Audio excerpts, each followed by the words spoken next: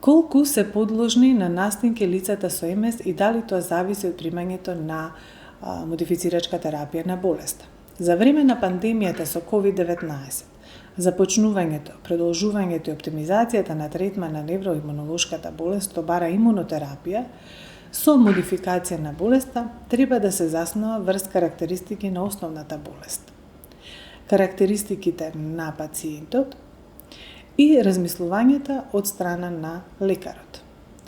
Луѓето со мултипла склероза имаат компрометиран имунолошки систем, вирусите го намалуваат имунолошкиот систем и можат да предизвикаат потешки симптоми кај пациентите со МС, отколку кај луѓе со здрав имунолошки систем.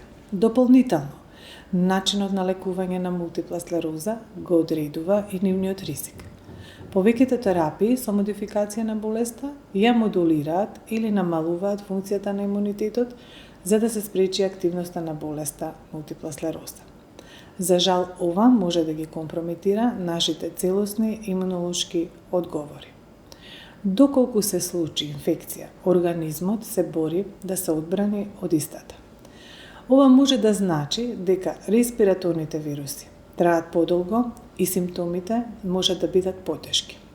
Сега е сезона на грип, а грипот и другите вирусни инфекции може да доведат до релапси, дури и кога болеста е стабилна, поради дополнителниот стрес што го оставаат и вирусите врз имунитетот.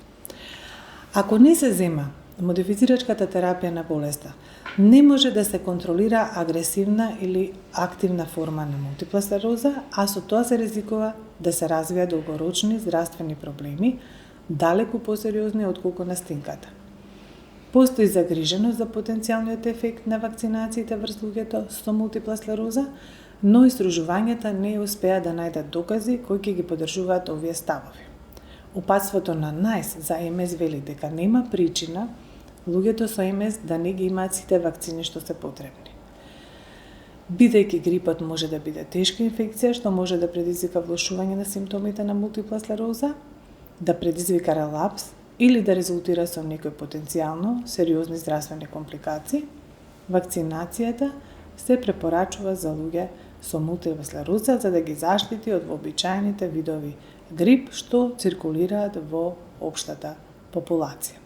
За повеќето пациенти е подобро да бидат заштитени отколку да ризикуваат да се заразат со болести од кои многу се сериозни го загрозуваат животот или можат да имаат големо влијание врз нивната болест.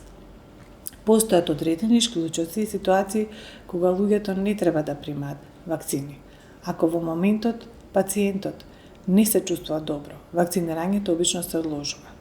Ако некој земе лек кој го потиснува имунолошкиот систем, како што се хемотерапија или стероиди, тогаш не треба да примаат така наречени живи вакцини, бидејќи може да бидат изложени на поголем ризик за развој на болеста.